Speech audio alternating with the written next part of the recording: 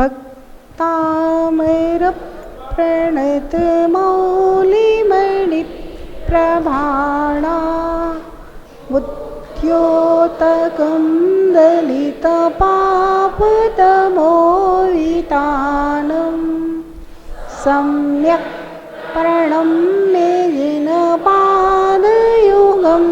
युगाना लम्बनं भवजले पततां जना। जय बोले अनंतानंद पंच परमेष्ठी भगवान ने की जय। देवाधिदेव एक हजार से आदिनाथ भगवान ने की जय। परम पूज्य गणाचार्य गुरुदेव जी 108 विराग सागर जी महाराज जी की जय। परम पूज्य पट्ट श्रमणाचार्य गुरुदेव जी 108 विशुद्ध सागर जी महाराज जी की जय हो। अहिंसा परमो धर्म की जय हो। परम पूज्य गणनी श्रमणी हरिका रत्न 105 विभाश्री माता जी की हरिका संघ की जय। वंदन। कल वाले काव्य का एक बार पाठ कर लेते। त्वत्संस्थावेन भव संतति सन्निबद्धं पापं क्षणाक्षयमुपैति शरीरभाजाम् आक्रान्तलोकमलिनीलमशेषमाशो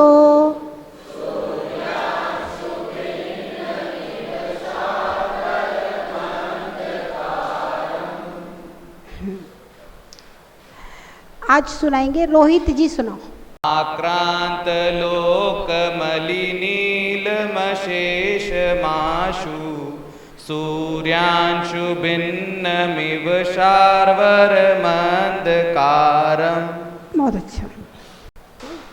तत्त्वसंतवेन भव संतति सन्निबद्धम् पापं क्षणात् क्षयमुपेति शरीरभाजाम् आक्रांत लोकमलिनीलमशेषमाशु सूर्यांशु भिन्नमिव शार्वर्मन्धकारम्। त्वत्संस्तवेन भव संतति सन्निबद्धं पापं क्षणात् क्षयमुपेति शरीरभाजाम् आक्रान्तलोकमलिनीलमशेषमाशु सूर्याशु भिन्नमिव शार्वर्मन्धकारम्। त्वत्संस्थावेन भव संतति सन्निबद्धं पापं क्षणातिशयमुपेति शरीरभाजाम् आक्रान्तिलोकमलिनीलमशेषमाशु सूर्याशु भिन्नमिव शार्वर्मन्धकारम्। संस्तवेन भव संतति सन्निबद्धं पापं क्षणात् क्षयमुपेति शरीरभाजाम् आक्रान्तलोकमलिनीलमशेषमाशु सूर्याशु भिन्नमिव शार्वर्मन्धकारम्। रात्रि का अंधकार नष्ट हो जाता है, उसी प्रकार आपकी स्तुति करने से प्राणियों के जन्मांतर के पाप नष्ट हो जाते हैं। बहुत अच्छा। प्रकार से भौरे के समान काली रात्रि का, महाघोर अंधकार अमावस्या की रात्रि का, सूर्य की पहली किरण का स्पर्श पाते ही नष्ट हो जाता है, उसी प्रकार से आपका स्तवन करने से जन्म जन्मांतरों के बंधे हुए पाप एक क्षण में क्षय को प्राप्त हो जाते, नष्ट हो जाते। आगे चलते। 8वें नंबर का काव्य बहुत सुंदर काव्य है। आचार्य मानतुंग महाराज ने 48 काव्य लिखे हैं। लोग सोचते हैं भक्तांबर जी पढ़ा रही है माता जी, इसमें क्या प्रवचन है। हम लोग सन 2007 में कलकत्ता चतुर्मास हुआ, हम लोग पहली बार गए कलकत्ता, कोई जानता नहीं था, हम अकेले थे, विनय श्री माता जी ब्रह्मचारिणी थी, बस हम दोनों जन थे। मैंने कहा, हमने कहा भक्तामर जी की क्लास लगाएंगे। तो क्या हुआ, पहले दिन जब हम पढ़ाने बैठे तो 7-8 लोग इधर थे, जेंट्स लोगों में 7-8 लोग इधर थे, और वो भी सब बूढ़े बूढ़े, पढ़ने वाला एक भी नहीं था। फिर जब तक हमने थोड़ी भूमिका बनाई, कहानी वानी सुनाई, तो वो सब बैठे थे, और जैसे ही हमने कहा चलो किताब निकालो उच्चारण कराते हैं, तो 3-4 लोग इधर से उठ गए और 3-4 लोग इधर से उठ गए।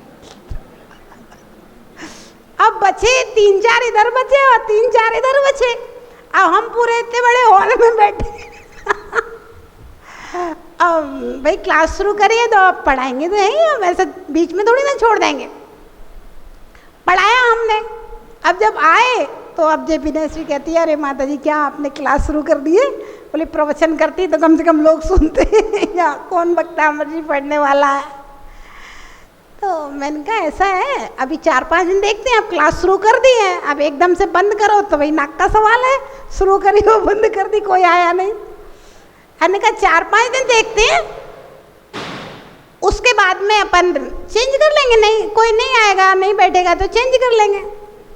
अब क्या हुआ, दूसरे दिन क्लास का समय हुआ और सुबह 6 बजे से पानी बरसने लगा, 8 बजे तक लगातार पानी, और वहाँ बड़ा बाजार में पानी भर जाता है एकदम से सड़क के ऊपर। और दूसरे दिन भी ऐसे हुआ, 4-5 लोग इधर और 4-5 लोग इधर, फिर भी हमने 1 घंटा क्लास पढ़ाई। फिर तीसरे दिन बिना किसी पब्लिसिटी के, बिना किसी कुछ भी किए, अपने आप लगभग 50-60 लोग क्लास में थे। फिर चौथे दिन और बढ़ गए और 5वें दिन मतलब हॉल में दिखने लगा कि हाँ भैया क्लास चल रही है, प्रवचन हो रहा है। फिर उसके बाद मैंने 5 बार कलकत्ता में भक्तामर जी का क्लास पढ़ाया। मतलब जिस कॉलोनी में जाते थे ना, तो वहाँ लोगों की पहले से डिमांड रहती थी कि भक्तामर जी का प्रवचन और भक्तामर जी की क्लास पढ़ना है। कुछ लोग कहते थे अरे भक्तामर जी तो पढ़ते पढ़ते पूरी जिंदगी कट गई, इसमें क्या पढ़ाएंगी भक्तामर जी में, है ना। लेकिन आचार्य मानतुंग महाराज ने एक एक काव्य में जैन दर्शन के इतने सुंदर सुंदर रहस्य भरे हुए हैं। अपने पास तो समय कम पड़ता है तो पूरी बातें हम बताते नहीं हैं। अभी तो रिद्धि मंत्र का अर्थ नहीं बता पा रहे हैं, रिद्धि मंत्र का मतलब क्या है। हर काव्य की एक एक कहानी है। 6वें काव्य की कहानी सुनाई थी ना, भोपाल और भुजपाल जैसी, ऐसी हर काव्य की एक एक कहानी है। टाइम हो जाता है तो फिर हम कहानी नहीं सुनाते हैं। और एक एक काव्य में आचार्य महाराज ने इस तरह से जैन दर्शन के सिद्धांतों को दिया गया है कि उन जैन दर्शन के सिद्धांतों को समझाने वाला व्यक्ति होता है ना, तो एक एक काव्य अपने आप में स्वतंत्र प्रवचन का विषय है। इसलिए मैंने कहा भक्तामर शुद्ध उच्चारण और भक्तामर प्रवचन। भक्तामर जी के रहस्य आप क्या पढ़ते हो, आपको पता ही नहीं, आप तो पढ़े जा रहे हो, केवल पढ़े जा रहे हो, लेकिन उसमें है क्या वो बात। आचार्य मानतुंग ने 7वें अध्याय, देखिए पहले काव्य में कुछ और था, दूसरे में कुछ और, तीसरे में कुछ और, चौथे, 5वें, 6वें, 7वें में आपने भी 7 काव्य सुने। 7 काव्यों का डिटेल व्याख्यान बिल्कुल अलग अलग था, एक दूसरे से मिलता नहीं है। 8वें काव्य का व्याख्यान भी उससे बिल्कुल अलग है।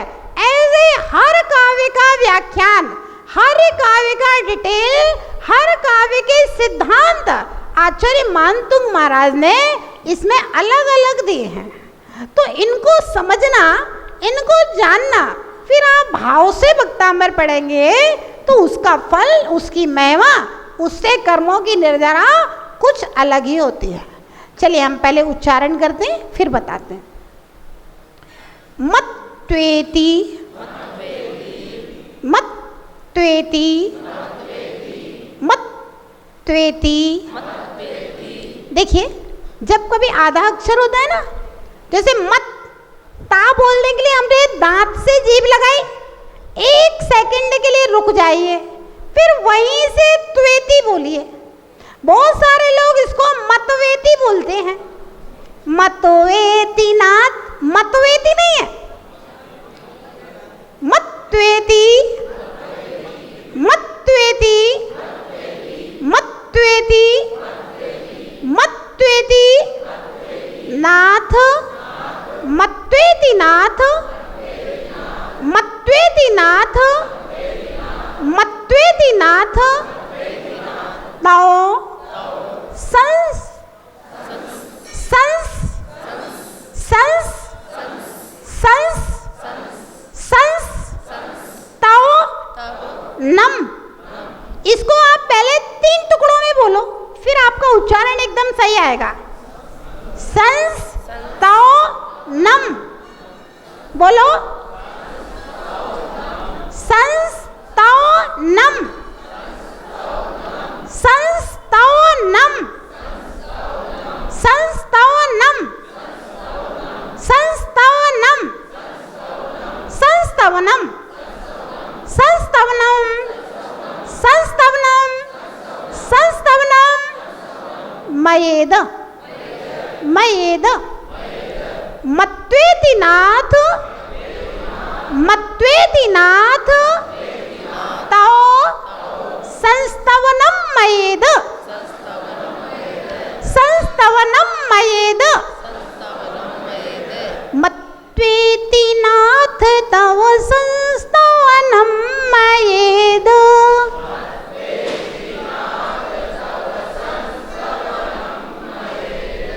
मत्वेति नाथ तव संस्तवनम मयेद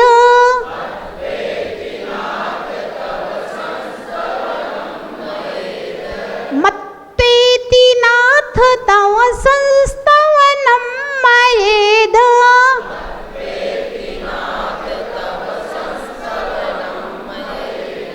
पहली लाइन आ गई ना आपको। अब दूसरी लाइन मारप्यते मारप्यते मारप्यते मारप्यते मारप्यते तनुध्यापि तनुध्यापि तनुध्यापि तवप तवप तवप तवप प्रभावात् प्रभावात् तवप प्रभावात् तवप प्रभावात् मारप्यते मारप्यते मारप्यते तनुध्यापि तनुध्यापि तव प्रभावात् तव प्रभावात् मारप्यते तनुध्यापि तव प्रभावात्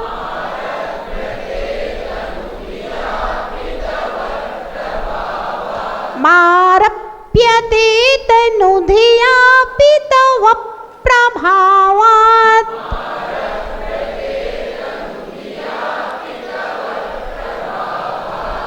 मारप्यते तनुध्यापि तव प्रभावात्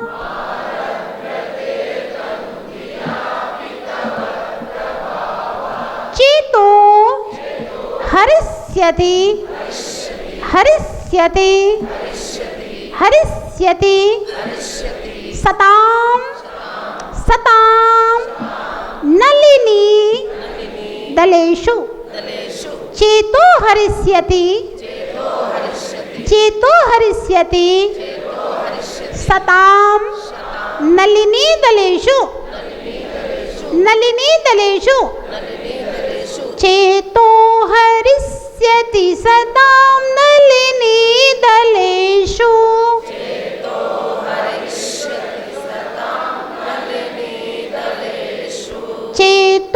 हरिष्यति सतां नलिनी दलेषु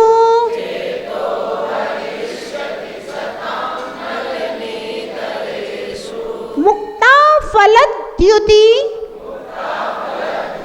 मुक्ता मुक्ता फलद फलद द्युति मुक्ता फलद्युति मुक्ता फलद्युति मुपैति मुपैति ननोद बिंदु ननोद बिंदु मुक्ता फलद्युतिमुपैति ननोद बिंदु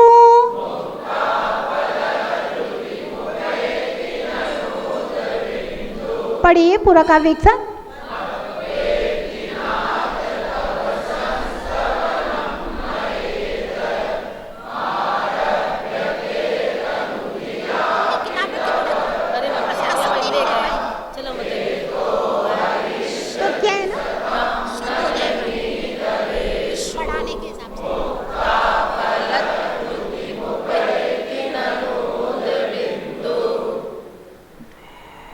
उच्चारण सबसे बन गया, कोई शब्द ऐसा तो नहीं?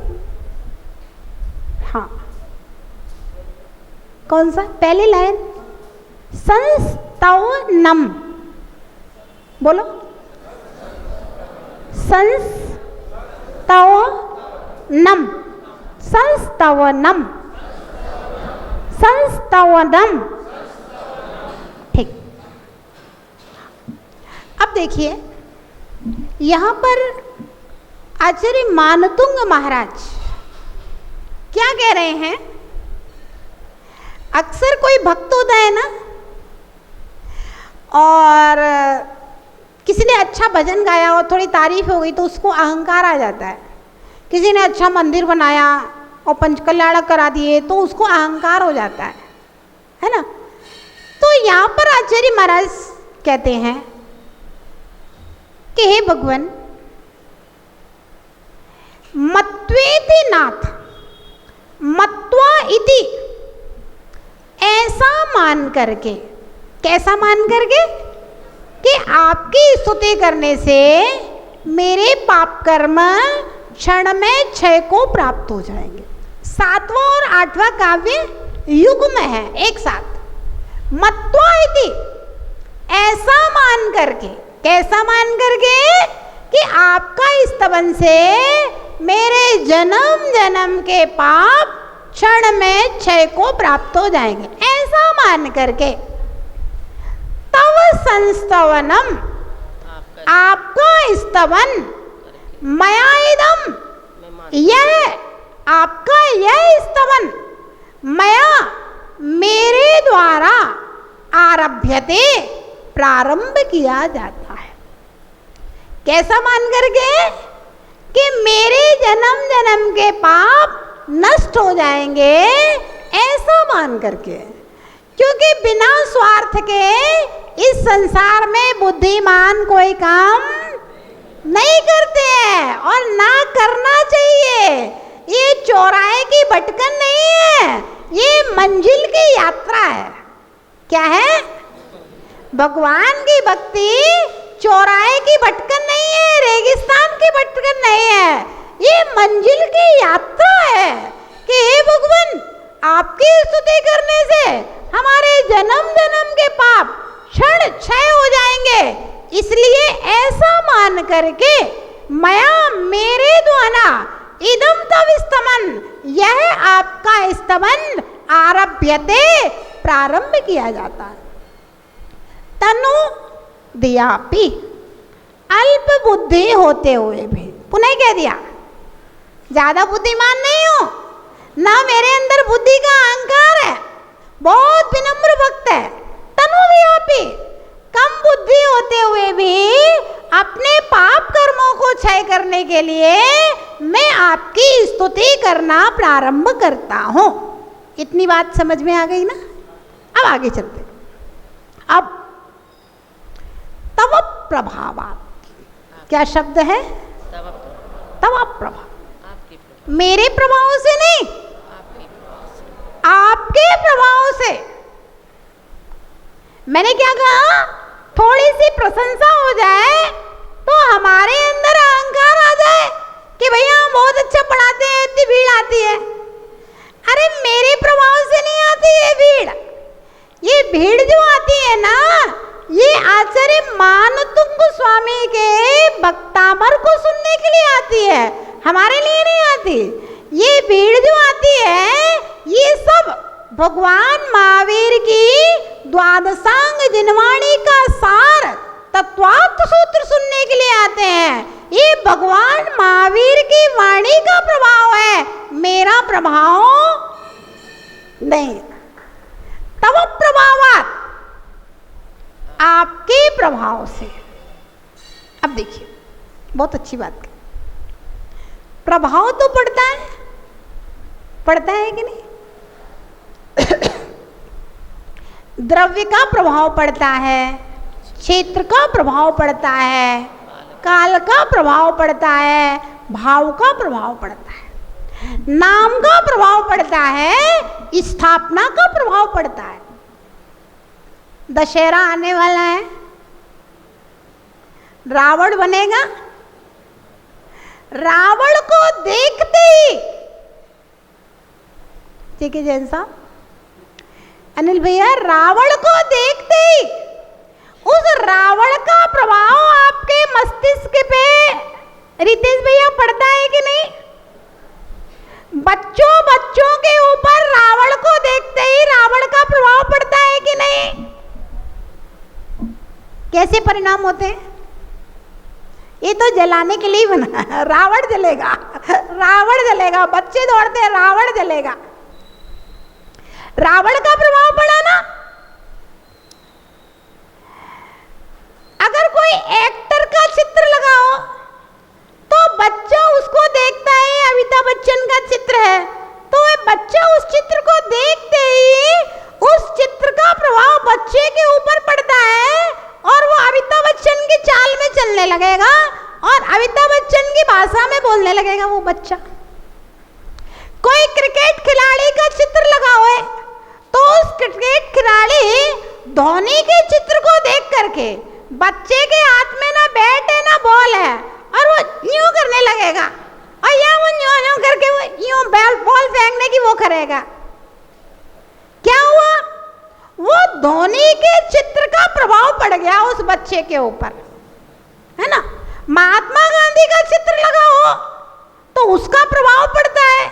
आप जब रास्ते में जाते हैं और कोई शहीद लोगों के स्टैचू बने रहते हैं तो शहीद लोगों के स्टैचू को देखते ही उस स्टैचू का प्रभाव अपने दिमाग के ऊपर पड़ता है। तो ये प्रभाव, नाम का प्रभाव पड़ता है। कोई अपने बच्चे का नाम रावण नहीं रखता, दुर्योधन नहीं रखता, दुशासन नहीं रखता, कंस नहीं रखता, क्योंकि नाम का प्रभाव पड़ता है। वर्धमान रखेगा, महावीर रखेगा, ऋषभ रखेगा, आदि रखेगा, अच्छे अच्छे पारस रखेगा। पारस नाम के कितने लोग मिल जाएंगे आपको? नाम का प्रभाव, स्थापना का प्रभाव। रावण का स्टेचू बना हुआ है, रावण के वे बांस का रावण बना हुआ है, उसको देख के और भगवान की मूर्ति को देखते हैं तो मन शांत हो जाता है ना। भगवान के सामने बैठ जाइए, जाप कीजिए, मन अपने आप शांत हो जाता है। तब वो प्रभाव पड़ता है, काल का प्रभाव पड़ता है।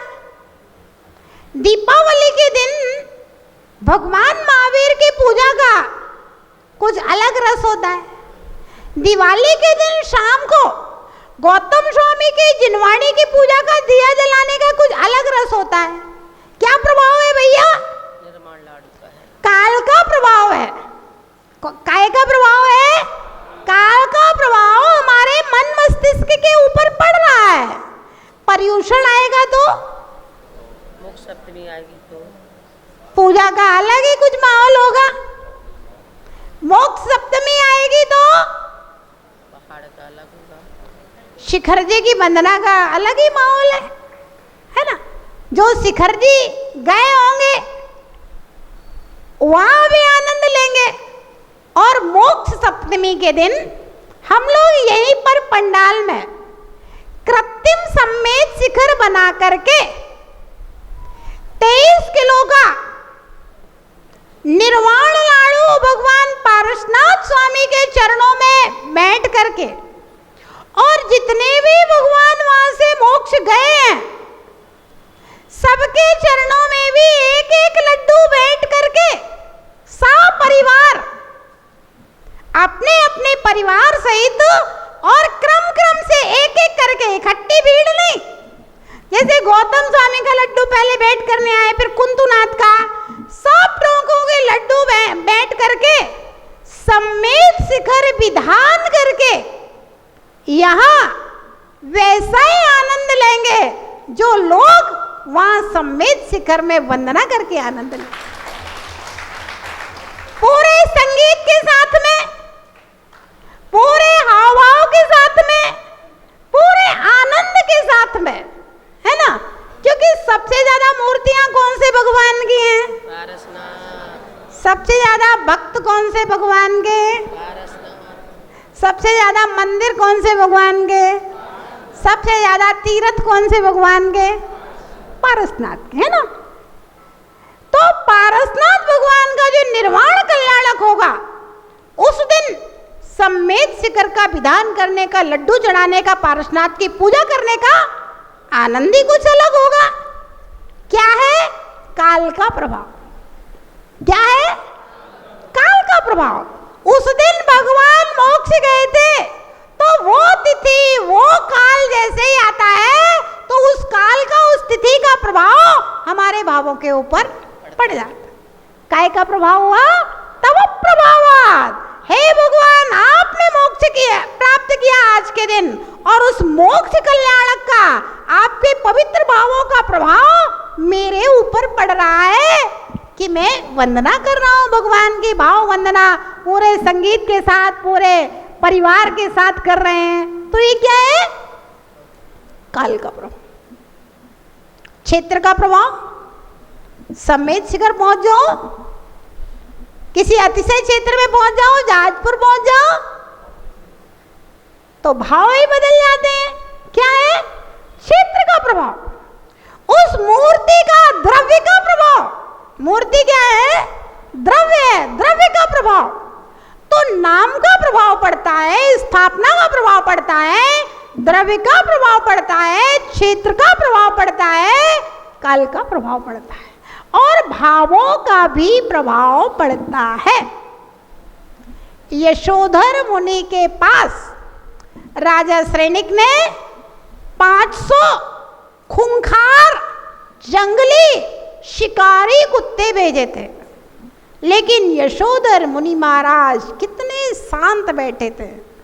उनके भावों का प्रभाव उन कुत्तों के ऊपर पड़ गया, तो 3 परिक्रमा लगा करके और मुनि के चरणों में शांति से बैठ गए। श्रेणी क्या सोचता है? लगता है ये चेलना का गुरु कोई बहुत बड़ा मंत्र तंत्रवादी है, मेरे इन शिकारी कुत्तों को खेल दिया है इसने मंत्र के प्रभाव से। मैं देखता हूं, और तलवार लेकर के आगे बढ़ता है। अब क्या होता है? वहां से एक सांप आ रहा था। अगर श्रेणिक मुनि की गर्दन के ऊपर उस समय तलवार चलाता, तो सांप आकर के श्रेणिक के पैर में डस लेता। तो वो तलवार जो मुनि के लिए चलाई थी, वो तलवार सांप के ऊपर चला दी, उसकी गर्दन कट गई। अब देखिए, अभी मारने के लिए आया था, अब तलवार जब मुनि के ऊपर उठाई दी थी, तो सांप को मारने के बाद फिर मुनि को मार देता, लेकिन नहीं, मुनि के भावों का प्रभाव श्रेणिक के ऊपर भी पड़ गया। हत्या ना करके मात्र वो मरा हुआ सांप गले में डाल करके हंसता हुआ चला गया। नहीं तो हत्या कर सकता था, कोई रोकने वाला तो था नहीं, भाई सम्राट था और मुनिराज अकेले थे वहां, और हत्या करने के तलवार उठाई दी थी, लेकिन मुनि के भावों का प्रभाव पड़ गया कि चला गया। भगवान के समोसरण में शेर और गाय एक घाट पे पानी में, किसका प्रभाव? भगवान के भावों का प्रभाव इतनी दूर तक पड़ जाता है, द्रव्य क्षेत्र काल का प्रभाव, कि शेर और सांप और नेवला एक साथ, मयूर और नेवला एक साथ, जाति विरोधी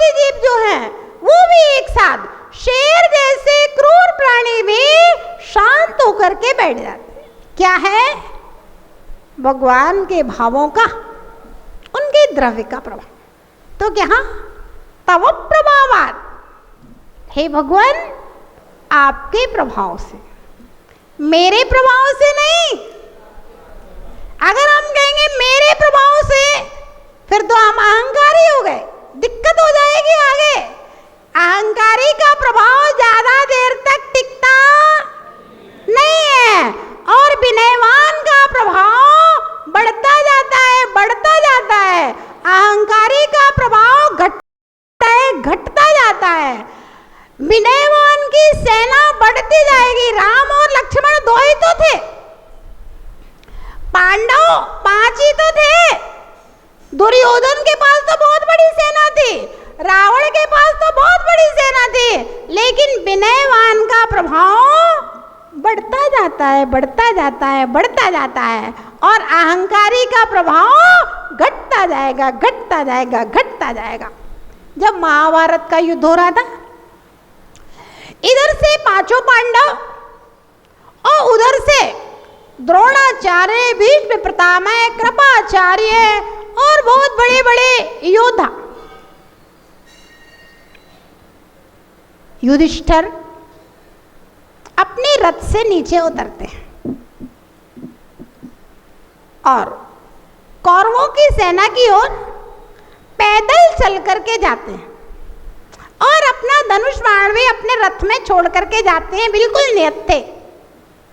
लोगों को आश्चर्य होता है, शत्रु की सेना सामने खड़ी हुई है, अस्त्र शस्त्र से सजी हुई, और युधिष्ठिर पूरे अस्त्र शस्त्रों को छोड़ करके नीचे उतर करके बिना अस्त्र शस्त्र के, धनुष बाण के, शत्रु की सेना के पास जा रहे हैं। और युधिष्ठिर जा करके भीष्म पितामह को प्रणाम करते हैं। पितामह, युद्ध करने का आशीष दीजिए, विजयी भव। अब दुर्योधन सुनता है युद्ध मेरी ओर से कर रहे हैं और विजयी भव का आशीर्वाद शत्रु को दे रहे हैं। द्रोणाचार्य के पास गए, उन्होंने कहा चिरजीवी भव, बहुत लंबे समय तक जियो। भाई युद्ध की भूमि है, यहाँ तो मरने मारने के लिए खड़े हैं, और ये गुरुजी कह रहे हैं तुम बहुत लंबे समय तक जियो, चिरंजीव हो। दुर्योधन को आता है गुस्सा, बोला पितामह, आचार्य, युद्ध हमारी ओर से कर रहे हैं आप, और विजयी भव का आशीर्वाद उनको दे रहे हैं, और आपके आशीर्वाद, गुरुओं के आशीर्वाद और वृद्धों के आशीर्वाद खाली नहीं जाते हैं, क्या कर रहे हैं आप? पितामह कहते हैं, दुर्योधन, जो विनय युधिष्ठिर ने सीखी है वो तो तुम सीख ही नहीं पाए। युधिष्ठिर आपके बड़े भ्राता हैं, अगर आप भी अपने रथ से उतर गए युधिष्ठिर को प्रणाम करने के लिए जाते, आशीर्वाद मांगते, तो युधिष्ठिर भी तुम्हें विजयी भव का ही आशीर्वाद देता। क्योंकि जो विनय पूर्वक प्रणाम करता है उसको आशीर्वाद दो या ना दो, आशीर्वाद उसके कोठे में अपने आप चला जाता है। तो भाई पितामह कहते हैं जब युधिष्ठिर ने प्रणाम किया है तो भाई पितामह का कर्तव्य तो यही है कि विजयी भव का आशीर्वाद दे, आयुष्मान भव का आशीर्वाद दे, चिरंजीवी भव का आशीर्वाद दे। गुरुओं का कर्तव्य तो यही है। ध्यान रखना, जब भी शिष्य झुकता है, बच्चा झुकता है अपने माता पिता को, पिता माता कितने भी परेशान होंगे, कितने भी दुखी होंगे, लेकिन चरण छूने वाले को हमेशा आशीर्वाद देंगे। कितने भी संकट में होंगे, कितने भी अभाव में होंगे, कितने भी कष्ट में होंगे, तब भी वे अपनी संतान को अच्छा ही आशीर्वाद देंगे। और शिष्य अगर गुरु के चरणों में झुकता है तो तो गुरु कितने भी कैसे भी होंगे, शिष्य को हमेशा विजयी भव का, आगे बढ़ने का, सफलता का ही आशीर्वाद देंगे। यही सनातन बड़े बुजुर्गों की नीतियां हैं। तो कहा तव प्रभावात, अहंकार नहीं है। हे भगवान, आपका आशीष तो हमें हमेशा चाहिए, जब तक केवल ज्ञान उत्पन्न नहीं हो। आपके प्रभाव से ही हम आगे बढ़ रहे हैं। तव प्रभावात, आपके प्रभाव से चेतो हरिष्यति सदाम, हमारा यह काव्य चित्त को हरण करने वाला होगा। सताम, किसके चित्त को? दुर्जनों के चित्त को हरण नहीं करेगा। किसके चित्त को हरण करेगा? सज्जनों के चित्त को हरण करेगा। देखिए, सज्जनों के चित्त को हरण करेगा, उपादान की बात कह दी, और आपके प्रभाव से निमित्त की बात कह दी। ध्यान रखना, वही महावीर का जीव था, मारीच की पर्याय में वह दुर्जन था कि आदिनाथ का प्रभाव नहीं पड़ा। तब प्रभावात, आदिनाथ का प्रभाव नहीं पड़ा। मारीच की पर्याय में दुर्जन था और शेर की पर्याय में सज्जन हो गया। तो दो मुनिराजों के उपदेश से प्रभावित हो गया। तो ये भगवान, जो सज्जन होंगे, जिनकी होनार अच्छी है, जिनकी भवितव्यता अच्छी है, जिनको जल्दी मोक्ष प्राप्त होना है, जो निकट आसन्न भव्य जीव हैं, ऐसे सताम सज्जनों का चित्त हरण करेगा आपका स्तवन, जो मेरे द्वारा किया जा रहा है। आगे कहा, नलिनी दलेशु, कमलिनी के पत्तों पर मुक्ता फल द्युति, मोती की कांति को उपेति प्राप्त होता है। कौन? ननु उदबिंदु, उदबिंदु या ना जल की बूंद, ओस की बूंद। ओस की बूंद की क्या कीमत है? ओस की बूंद की क्या कीमत है? मेरी भी कोई कीमत नहीं है। जीवन है पानी की बूंद, जैसे पानी की बूंद की कोई कीमत नहीं है, लेकिन वह पानी की बूंद अगर कमलनी के पत्ते के ऊपर पड़ जाती है तो वह मुक्ता फल मोती की तरह कांति को प्राप्त हो जाती है। ऐसे ही मेरी धन संपत्ति की कोई कीमत नहीं है, लेकिन वह धन संपत्ति अगर मंगल कलश के लिए लग जाती है तो भैया पूरे शहर में नाम हो जाता है। वह धन संपत्ति मूर्ति के लिए लग जाती है, मंदिर के लिए लग जाती है, विधान के लिए लग जाती है। अभी मोक्ष सप्तमी आ रही है, अगर वही संपत्ति अगर लड्डू चढ़ाने में लग जाती है तो पूरे कोटा में नाम हो जाता है। ऐसे संपत्ति 1,00,000 2 लाख विदेश घूमे आओ, 10-20 लाख खर्च कर आओ, कोई कोटा में तुम्हारा नाम लेने वाला नहीं है। मनोज भैया, 25 लाख खर्च करके अगर आप अपनी फैमिली को लेके लंदन में हो जाते, भ्रमण कर आते विदेश, कोई आपका नाम लेने वाला नहीं था। लेकिन यहाँ मंगल कलश ले लिया तो भैया पूरे कोटा में नाम हो गया। क्या है? वो जल की बूंद कमलनी के पत्ते पर गिर जाए। पदम भैया, जब इन्होंने सम्मेद शिखर की यात्रा कराई तो मैंने कहा भैया आपने जितना पैसा यहाँ खर्च किया है, उतना पैसा खर्च करके अगर आप विदेश घूम के आ जाते तो कोई कीमत नहीं थी। अब एक बार यात्रा कराई, जिंदगी भर कहा जाएगा कि भाई सम्मेद शिखर की जब यात्रा के लिए गए थे तब इन्होंने संगपति बन के यात्रा कराई थी, है ना? इस जन्म में और अगले जन्म में अभी अपन पढ़ रहे हैं ना, भोग भूमि आने वाली है, स्वर्ग आने वाले हैं, तो अगले जन्म में भोग भूमि और स्वर्ग की प्राप्ति।